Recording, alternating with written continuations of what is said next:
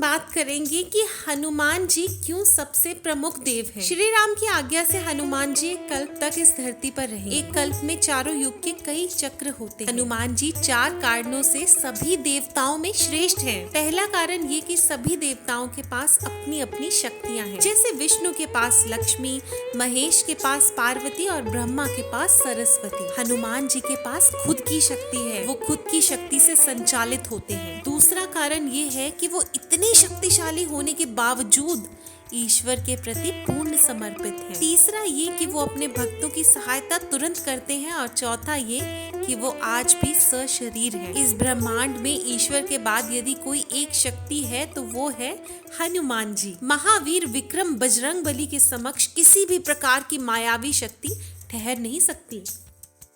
दोस्तों, क्या आप जानते हैं कि हर युग और हर समय में हनुमान जी श्री राम, श्री कृष्ण या अपने भक्तों को दर्शन देते आए हैं। भीम और अर्जुन ने द्वापर युग में हनुमान जी के दर्शन किए। वहीं कलयुग में तुलसीदास जी, समर्थ रामदास, भक्त माधव दास, नीम करोली बाबा, राघवेंद्र स्वामी आदि कई लोगों ने उनके साक्षात दर्शन किए हैं। दोस्तों, क्या आप जानते हैं आप कैसे दर्शन कर सकते हैं?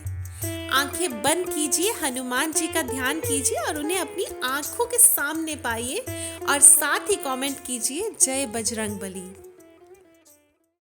दोस्तों, कहते हैं कि हनुमान जी नेपाल तिब्बत सीमा पर स्थित गंधमादन पर्वत पर रहते हैं और वहां पर रहते हैं जहां पर रामायण का पाठ होता है। जगन्नाथपुरी की रक्षार्थ वो वहां पर भी विराजमान है। दोस्तों, आज हम बात करेंगे हनुमान जी के खास नामों की। हनुमान के पिता सुमेरु पर्वत के राजा केसरी थे और उनकी माता का नाम अंजना था, इसीलिए उन्हें अंजनी पुत्र भी कहा जाता है। उन्हें वायु देवता का पुत्र भी माना जाता है, इसीलिए इनका नाम पवन पुत्र हुआ। उस काल में वायु को मारुत भी कहा जाता था। मारुत यानी कि वायु, इसीलिए उन्हें मारुति नंदन भी कहा जाता है। उन्हें शंकर सुवन भी कहा जाता है। इसका मतलब शंकर जी के पुत्र। इंद्र के वज्र से हनुमान जी की हनु यानी कि ठुड्डी टूट गई थी, इसीलिए तब से उनका नाम हनुमान हो गया। वज्र को धारण करने वाले और वज्र के समान कठोर अर्थात बलवान शरीर होने के कारण उन्हें बजरंग बली कहा जाने लगा। दोस्तों, देखा, एक छोटी सी लाइन में हमने उनके कितने नाम आपको बता दिए। इसी तरह अगर आपको भी हनुमान जी के और नाम पता है तो कमेंट में जरूर लिख कर जाइएगा। दोस्तों, कहा जाता है कि मातंग ऋषि के शिष्य थे हनुमान जी। हनुमान जी ने कई लोगों से शिक्षा ली थी। सूर्य नारद के अलावा एक मान्यता अनुसार हनुमान जी के गुरु मातंग ऋषि भी थे। मातंग ऋषि शबरी के गुरु भी थे। कहते हैं कि मातंग ऋषि के आश्रम में ही हनुमान जी का जन्म हुआ था।